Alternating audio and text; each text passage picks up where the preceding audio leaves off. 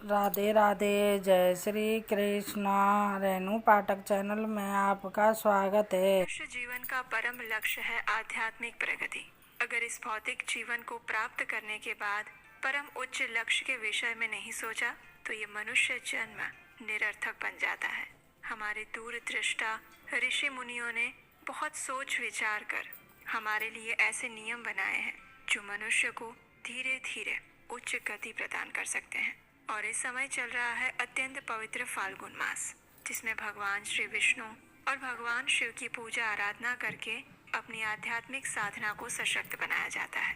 और इसलिए इस समय हम श्रवण कर रहे हैं भगवान शिव से जुड़ी हुई इन सुंदर फाल्गुन मास की पौराणिक कथाओं का। तो चलिए हमारी इस कथा यात्रा को आगे बढ़ाते हैं और सुनते हैं आज की कथा। लोमश ऋषि ने कहा, इस बीच में इंद्र का महान उत्सव देखकर पुत्र शोक से पीड़ित होकर विश्वकर्मा के मन में बड़ा क्रोध आया। वे खिन्न होकर अत्यंत उग्र तपस्या करने के लिए चले गए। उस तपस्या से संतुष्ट होकर ब्रह्मा जी ने प्रजापति त्वष्टा से कहा, हे सुव्रत, तुम कोई वर मांगो। तब त्वष्टा ने अत्यंत हर्ष में आकर वरदान मांगते हुए कहा, हे भगवान, मुझे ऐसा पुत्र दीजिए जो देवताओं के लिए भयंकर हो और संपूर्ण देवताओं और इंद्र को भी शीघ्र ही मार डालने की इच्छा रखता हो। और ब्रह्मा जी कहते हैं, तथास्तु। उस वरदान से तत्काल ही वहां पर एक बड़ा अद्भुत दैत्य प्रकट हुआ जो वृत्र नाम से प्रसिद्ध था। वो असुर प्रतिदिन 100 धनुष यानी कि 400 हाथ बढ़ता था। पूर्व काल में अमृत मंथन के समय देवताओं ने जिन दैत्यों को मार डाला था और शुक्राचार्य ने पुनः जिन्हें जीवित कर दिया था, उनमें से राजा बलि को छोड़कर बाकी सारे दैत्य पाताल से निकलकर वृत्रासुर के पास चले आए। पाताल से आए हुए असुरों के साथ वृत्रासुर ने अकेले ही अपने विशाल शरीर द्वारा संपूर्ण भूमंडल को ढक लिया। उस समय उससे पीड़ित हुए तपस्वी ऋषि तुरंत ब्रह्मा जी के पास गए और उन्होंने अपनी सारी कष्ट कथा कह सुनाई। तब ब्रह्मा जी ने गंधर्वों, मरुदगणों और इंद्र आदि देवताओं से विश्वकर्मा क्या करना चाहते हैं ये बताया और फिर उनसे कहा, विश्वकर्मा ने बड़ी भारी तपस्या करके आप सब लोगों का वध करने के लिए अत्यंत तेजस्वी वृत्रासुर को उत्पन्न किया है। वो सभी दैत्यों का महान अधीश्वर बना हुआ है, इसलिए तुम लोग ऐसा प्रयत्न करो जिससे कि वो तुम्हारे द्वारा मारा जा सके। ब्रह्मा जी का ये वचन सुनकर इंद्र आदि देवताओं ने कहा, हे भगवान, जब हमारे ये इंद्र ब्रह्म हत्या से मुक्त होकर स्वर्ग के सिंहासन पर बिठाए गए, उस समय हम सब द्वारा एक न करने योग्य कार्य हो गया। अब उस भूल के दुष्परिणाम से पार पाना हमारे लिए कठिन है। और ये भूल ये हुई थी कि हम अज्ञानियों ने अपने अनेक प्रकार के अस्त्र शस्त्र महर्षि दधीचि के आश्रम में रख दिए थे।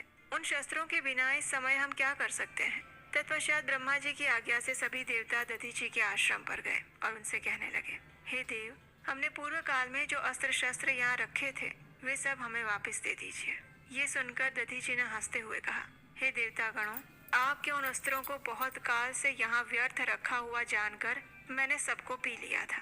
उनकी ये बात सुनकर देवता बहुत चिंतित हुए और फिर से ब्रह्मा जी के पास जाकर मुनि की कही हुई बातें सुनाने लगे। तब ब्रह्मा जी ने सबके अभिष्ट कार्य की सिद्धि के लिए देवताओं से कहा, तुम लोग दधीचि से उनकी हड्डियां ही मांग लो, मांगने पर वे देंगे और उसमें कोई संशय नहीं है।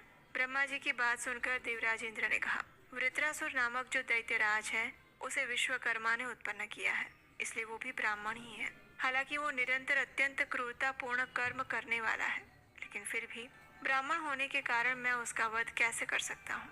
इंद्र की बात सुनकर ब्रह्मा जी ने अर्थशास्त्र को प्रधानता देने वाली युक्ति से उन्हें समझाया और फिर उनसे कहा, देवराज, अगर कोई आतताई मारने की इच्छा से आ रहा हो तो वो तपस्वी ब्राह्मण ही क्यों ना हो, उसे अवश्य मार डालने की इच्छा करनी चाहिए और ऐसा करने से वो ब्रह्म हत्या का पाप नहीं लगता है।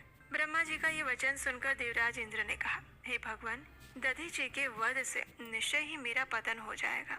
उस ब्राह्मण की हत्या से सभी तरह के महान पाप अपने को लगेंगे, इसलिए हमें ब्राह्मणों का अनादर नहीं करना चाहिए। परम धर्म अदृष्ट रूप है। विज्ञ पुरुष को उचित है कि वो श्रेष्ठ विधि के अनुसार मनोयोग पूर्वक उस धर्म का पालन करे। इंद्र के ऐसे निष्पृह वचन सुनकर ब्रह्मा जी कहते हैं, देवेंद्र, तुम अपनी बुद्धि के अनुसार बर्ताव करो और शीघ्र ही दधीचि के पास जाओ। कार्य की गुरुता को दृष्टि में रखकर दधीचि से उसकी हड्डियां मांग लो। ठीक है, ऐसा कहकर इंद्र ने ब्रह्मा जी की आज्ञा स्वीकार की और फिर गुरु बृहस्पति और सभी देवताओं के साथ दधीची के मंगलमय आश्रम में गए। वो आश्रम अनेक प्रकार के जीव जंतुओं से संयुक्त था और पारस्परिक वैर भाव से रहित था। वहाँ बिल्ली और चूहे एक दूसरे को देखकर प्रसन्न होते थे। एक ही स्थान पर सिंह, हथिनिया, हाथी के बच्चे और हाथी परस्पर मिलकर रह रहे थे। ऐसी अनेक आश्चर्य भरी बातें उस आश्रम पर थी। दधीची मुनि अपने उत्तम तेज से सूर्य अथवा दूसरे अग्निदेव की भांति प्रकाशित हो रहे थे।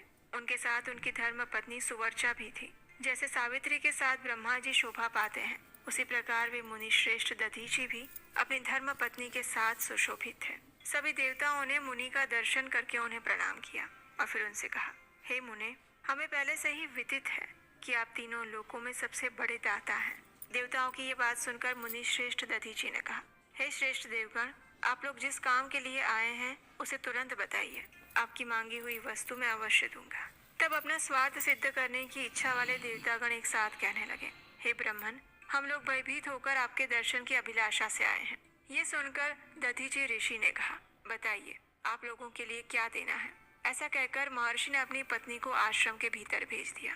तत्पश्चात देवताओं ने कहा, हे विप्रवर, आप अपने शरीर की हड्डियां हमें अर्पित कीजिए जिनसे दैत्यों का संहार हो सके। महर्षि ने कहा, मैंने हड्डियां आपको दे दी। और तब देवताओं ने कहा, भगवान, आपके जीते जी इन हड्डियों को हम कैसे प्राप्त करें। तब ब्रह्मर्षि ने हंसकर उत्तर दिया, बस क्षण भर खड़े रहिए, मैं अभी अपना शरीर त्याग देता हूँ। ऐसा कहकर दधीची ने समाधि लगा ली और उस परम समाधि के द्वारा अपना शरीर त्याग करके वे तत्काल उस ब्रह्म धाम में चले गए, जहाँ से फिर इस संसार में लौटना नहीं होता।